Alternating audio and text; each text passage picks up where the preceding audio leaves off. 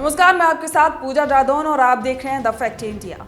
Bharatiya Janata party के नेता यहां तक कि खुद प्रधानमंत्री नरेंद्र मोदी का ये कहना है कि वे भारत की ऐतिहासिक धरोहरों को सजोने के लिए हमेशा तत्पर रहते हैं, लेकिन देश विदेश में हिंदी की अलख जगाने वाली 112 साल पुरानी हिंदी साहित्य समिति पर नीलामी का संकट मंडरा रहा है। राज्य सरकार की ओर से बजट नहीं मिल पाने की वजह से समिति वर्षों से आर्थिक संकट झेल रही है।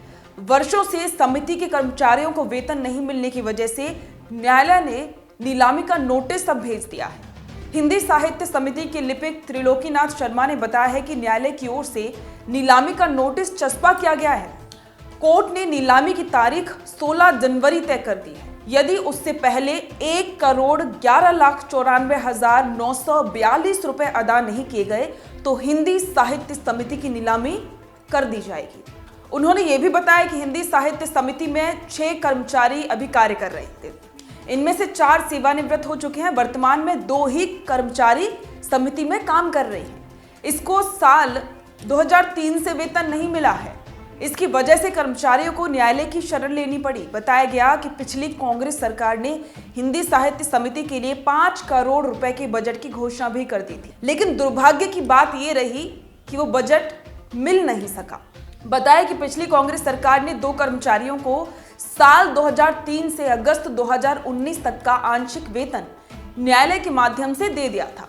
समिति को अब राज्य सरकार ने अपने अधीन ले लिया है, फिर भी कर्मचारियों का बकाया वेतन और अन्य कार्यों के लिए बजट उपलब्ध नहीं कराया गया है। इसकी वजह से न्यायालय ने नीलामी के लिए नोटिस जारी कर दिया है।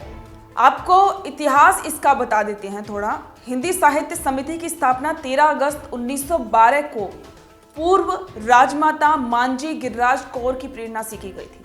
जिस समय पुस्तकालय शुरू किया गया था उस समय शहर के लोगों ने अपने घर से 5-5 पुस्तक लाकर यहाँ पर रखी थी। फिलहाल समिति की पुस्तकालय में 44 विषयों की 33,363 पुस्तकें अभी उपलब्ध हैं। इनमें से 450 साल पुरानी 1500 से अधिक बेशकीमती पांडुलिपियां भी इनमें शामिल हैं। तत्कालीन मुख्यमंत्री अशोक गहलोत ने साल 2013 में समिति का दौरा भी किया था। उन्होंने यहां किताबों को देखकर काफी तारीफ भी की थी। इस दौरान समिति को करीब 50 लाख रुपए की आर्थिक सहायता मिली थी। वो रुपया पत्थर लगाने के नाम पर खर्च कर दिया गया। हिंदी साहित्य समिति के समृद्ध ज्ञान की बदौलत यहाँ कई विभूतियों ने दौरा किया। इनमें से विशेष नाम राष्ट्रगीत के रचयिता रविंद्रनाथ टैगोर का भी है। टैगोर ने हिंदी साहित्य समिति के भवन में नीलमणि लता नामक रचना लिखी थी। टैगोर यहाँ 17वें साहित्य सम्मेलन में शामिल होने आए थे। समिति से जुड़े लोग बताते हैं कि नीलमणि की रचना उन्होंने यहीं पर बैठकर की थी। इसका उल्लेख टैगोर की गीतांजलि में भी मिलता है। गीतांजलि में नीलमणि के लेखन के साथ भरतपुर का भी जिक्र किया गया है। इसके अलावा कवि गुरुदेव रविन्द्रनाथ टैगोर, पंडित मदन मोहन मालवीय, राजश्री पुरुषोत्तम दास टंडन, सेठ गोविंद दास, मोरारजी देसाई, जयप्रकाश नारायण, हरिभाऊ उपाध्याय, जैनेन्द्र कुमार, मुराई नोबिस्ता जापान, अली अहमद नाटककार पाकिस्तान से थे, कमल रत्नम वियोगी हरि, काका कालेलकर, रूस के हिंदी विद्वान डॉक्टर बरानिकोव, परिपूर्णानंद वर्मा, पूर्व मुख्यमंत्री मोहनलाल सुखाड़िया और डॉक्टर राम मनोहर लोहिया जैसी विभूतियां भी यहां पर आ चुकी हैं। लेकिन अब तक इस ऐतिहासिक जगह पर नीलामी की तलवार लटक चुकी है। अब देखना होगा कि क्या भारतीय जनता पार्टी की भजनलाल सरकार इसे बचा पाती है। आपके इस पर विचार कमेंट करके जरूर बताएं। बने रहें द फैक्ट इंडिया के साथ।